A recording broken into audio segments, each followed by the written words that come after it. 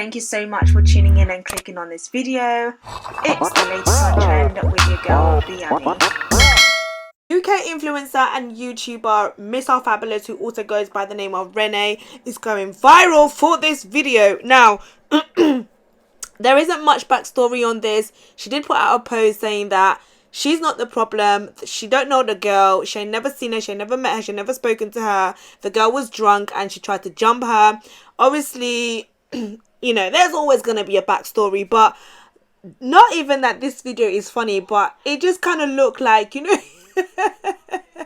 you know when you've been naughty as a parent and your child who is no longer a baby, but one of them ones that they're trying to act like a grown adult when they just hit puberty or they're just like hit teenage life and they want to fight you.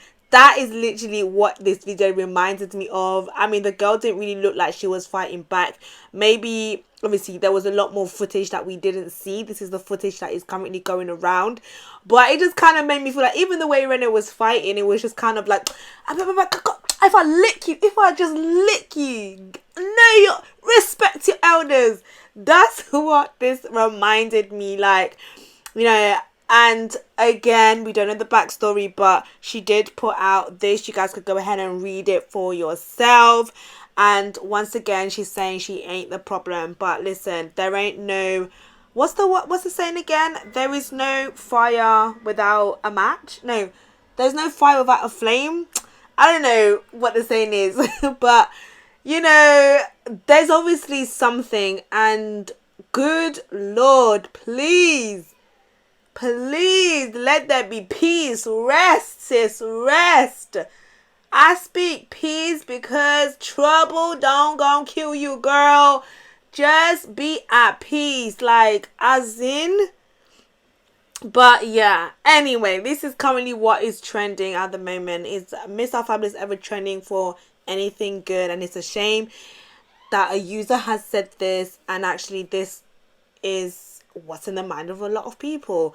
Can you actually just go through a season where you're in hiding, you know, you're in that place where you're working on yourself, as you're proclaiming online, you're working in yourself, you're in a place of hiding, you are in a place of, you know, reformation, you are in a place of just, you know, just finding yourself, you know, like take out religion, even take out God, but where you're just like, who am I?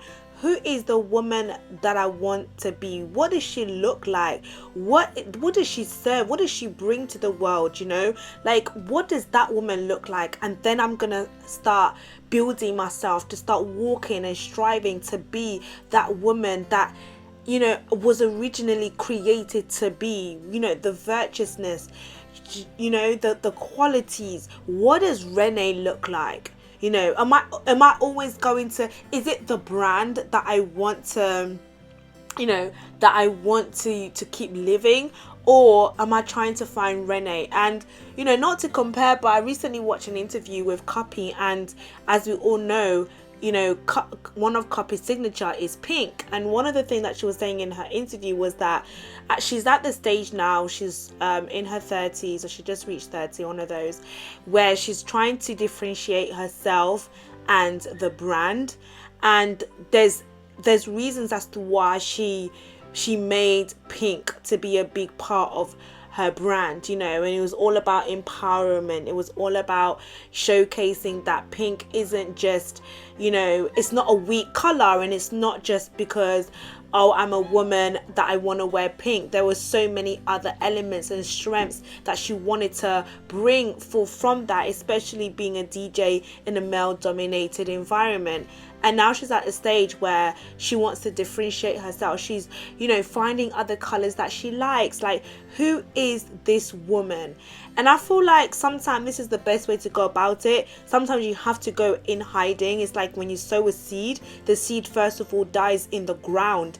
And through that death process, it will now spring up to be what it was actually intended to be. And in that death process, it's not easy, because you wonder to yourself, like, am I actually going to come out. You know, when you're walking through the wilderness, you're going to wonder, am I actually going to come out? Is this going to work out? Like, there's going to be so many questions, but you know the purpose as to why that seed is being sown in the ground. If you are a sower and you sow a seed and you put your oranges, or you put your apples or your tomatoes, whatever it may be, you know that in the right season, with the right, with the right formula, with the right watering, with everything that you need to do, sooner or later tomatoes are going to spring up. Whatever it is that you've sowed is going to spring up. And I feel like that's what you need to do when it's not an easy thing to do, especially when you are in an environment where you are being influenced rather than you having the ability to influence. If you are not strong within yourself to actually influence anything or anybody, then listen, you're going to get influenced to go to places that you're not supposed to be, to do things that you're not supposed to do. You're going to smoke more than you should be smoking. In your heart, you're like, man, I don't want to take another zoo again, but you're going to do it. I don't want to take another drink again, but you're going to do it. Why? It's the power of influence. And it's a shame that one has to go through this process over and over and over. And I feel like whilst you're still alive and whilst you still have breath within you, it's important to take action. And sometimes we do have to take abrupt actions.